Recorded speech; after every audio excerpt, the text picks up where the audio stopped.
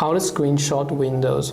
There are many ways to screenshot your windows. One of the easiest way would be to simply use Snipping Tool. So you can simply open up the search bar right here and simply search for Snipping Tool and then open it up. Now here you can see this little option that says press Windows logo plus Shift plus S to start a snip, or here you can click the snip button, or you can click the new option that says new screenshot. When you click on it, you can only drag a certain portion to take a screenshot of this much particular area, or you can click on the plus button again and take a screenshot of the whole area.